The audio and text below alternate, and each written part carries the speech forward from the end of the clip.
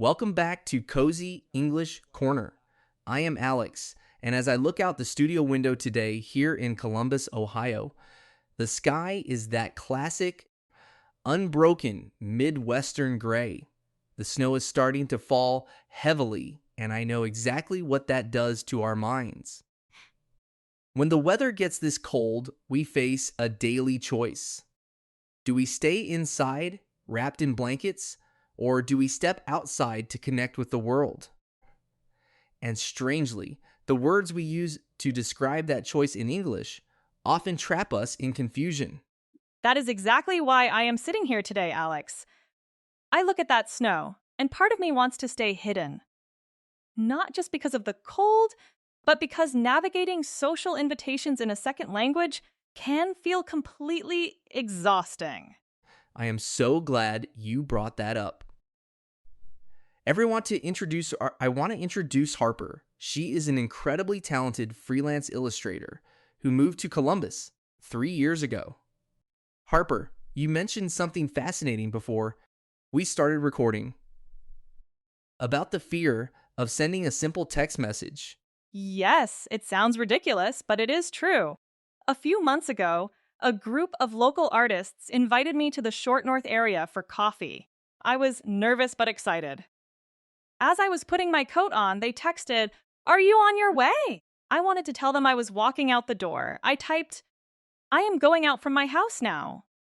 Then I erased it. I typed, "I am leaving to the coffee." I erased that too. I stared at my phone for 5 minutes, feeling like an absolute outsider, just because I did not know the difference between leave and go out. I understand that feeling perfectly. That hesitation is not just about grammar. It is the fear of sounding unnatural and being judged. You want to build relationships, but a tiny language barrier makes you feel isolated in your own apartment. Exactly. When you work from home as a freelancer, isolation is already a heavy burden. Sometimes, making a mistake makes me want to cancel the plan entirely and just stay inside. Let us remove that burden today. The difference between leave and go out is profound, yet textbooks make it sound mechanical. Textbooks say they both mean moving from the inside to the outside, but culturally, they represent entirely different human experiences. I am taking mental notes already. How do I actually know which one to use without freezing? Let us start with leave. Think of leave as focusing entirely on the starting point. It is about physical movement away from a location. You are breaking a physical connection with a place. I leave home. She left the office. He left the room. So, leave does not care where I am going. It only cares about where I am right now. That is a brilliant way to phrase it. Yes, leave highlights the escape or the departure. In fact, set. Linguists have noted that the English language strongly separates spatial movement from social intention, which surprises many learners. Leave is purely spatial. That makes sense. In my native language, the verb for going outside and going out for fun is almost identical. We rely on the context. So if I want to tell my friends I am walking out of my apartment, I just say, "I am leaving now." Perfect. I am leaving now. It sounds natural, direct, and confident. But here is the trap many learners fall into. They try to add the word from. They say, "I leave from home at 8. It is understandable, but it is not natural English. Wait, really? I have definitely said, "I leave from the office 100 times. Why is from wrong if I am coming from that place? Because the verb leave already has the meaning of going away from built directly into it. Adding from is repetitive. You just attach the location directly. I leave the office. I leave home. I leave Columbus. I leave the office. I leave home. Okay, that actually makes my sentences shorter and easier to speak. I like that. Exactly. Keep it simple. Now, let us pivot to go out. If leave is about escaping a physical space, Go out is about seeking a social experience. It is rarely about the door you are walking through.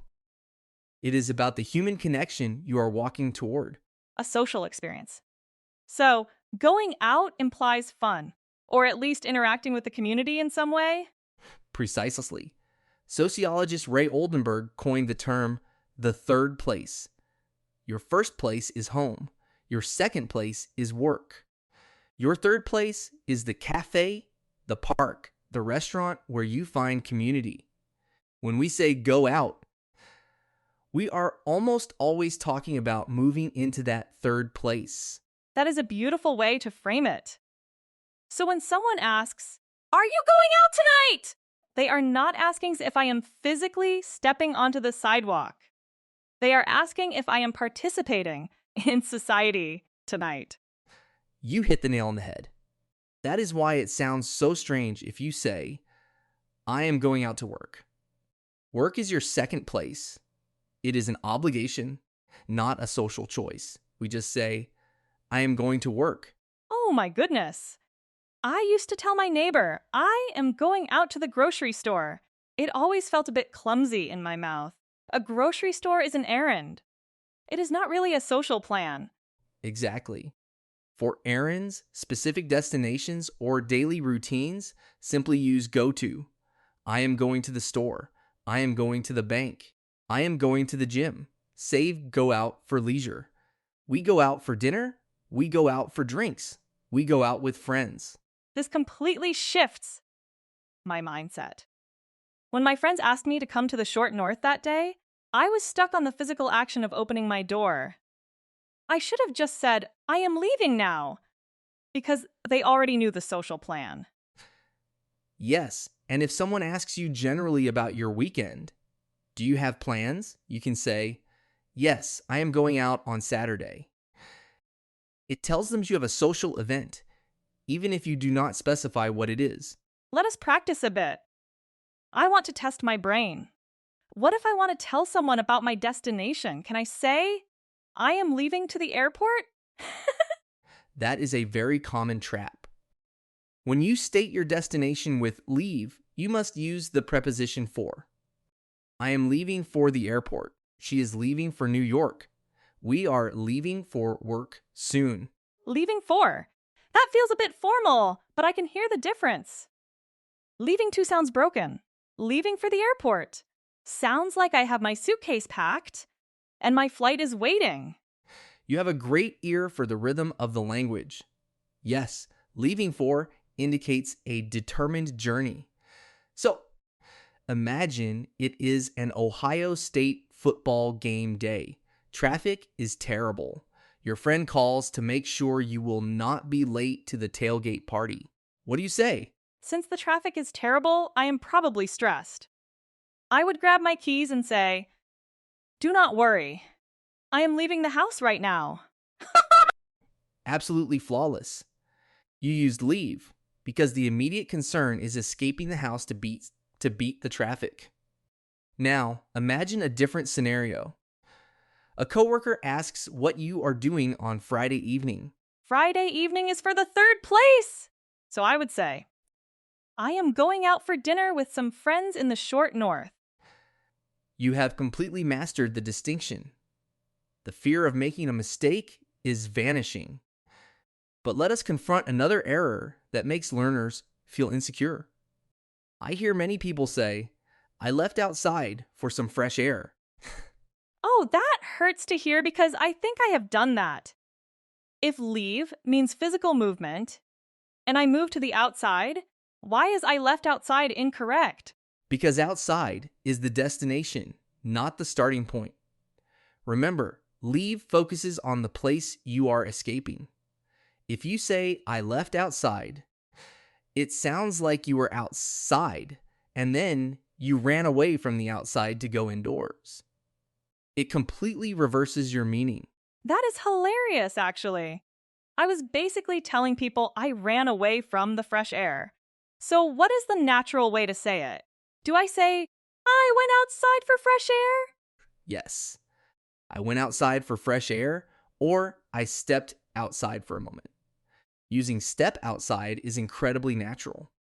It shows you only intend to be gone for a very short time. I stepped outside. I love the sound of that. It feels gentle. It does not carry the heavy, dramatic weight of the word leave. Sometimes leave feels so final. You are sensing the deep emotion behind the vocabulary. Words are not just tools, they have emotional temperatures. If you and your spouse are at a party and you whisper, I want to leave, it sounds urgent. You want to escape. But if you whisper, do you want to step outside? It sounds like you just need a brief break. That distinction is so powerful. It gives me control over my social interactions. I do not have to just use basic words and hope people guess my feelings. I can actually guide the atmosphere of the conversation. That is the ultimate goal of Cozy English Corner. We want to give you control over your own voice. Speaking of control, let us build a phrase pack. I will give you a common daily situation, and you give me the most natural, standard response. I am ready. Test my skills. No more hiding indoors from the language. Situation 1. You are at the end of your workday. Your boss walks by your desk and asks about your status. You are packing your bag to go home. What do you say? I would say I am just finishing up and I am leaving the office now. Excellent. Situation 2. It is a dark, rainy Tuesday in Columbus. Your friend texts you, hey, do you want to get some drinks downtown? You are tired and want to stay on your couch. How do you politely decline? I would say I am pretty exhausted today, so I do not feel like going out tonight. Let us stay in. Perfect use of stay in as the opposite of go out. Situation 3. You arrive at a restaurant to meet a client, but the client is not there. You call them and they say they got distracted by a phone call. You need to know if they have started their journey to the restaurant. I would ask, have you left your office yet? Or maybe, what time are you leaving? Spot on. Notice how you did not ask, have you gone out? Because this is a specific meeting, an obligation. You needed to know their starting point. Your instinct is totally correct now. It feels amazing to have clarity on this. It is like taking off a heavy backpack. I feel like I can actually participate in conversations without constantly policing my own grammar. That relief is the true purpose of mastering a language. It is not to pass a test. It is to remove the friction between you and the community around you. When you know how to use leave and go out, you can navigate both your physical space and your social life with ease. And maybe, just maybe, I will actually say yes the next time the local artists invite me out for coffee. I will just text, I am leaving the house now. See you soon. I highly encourage you to do that, Harper. Columbus has an incredible arts scene, and they would be lucky to have you. For our listeners at home, whether you are dealing with winter weather or just the fear of making a mistake, do not let confusion keep you isolated. Yes, do not leave yourself out of the fun. See what I did there? A perfect use of the phrasal verb leave out, meaning to exclude. You are a natural. Thank you for joining us today, Harper, and sharing your journey so honestly. Thank you for having me, Alex. I am leaving the studio now with a lot more confidence. And as for the rest of you, step outside, find your third place, and keep practicing. Subscribe to Cozy English Corner so we can keep learning together. Stay warm, and we will see you in the next episode.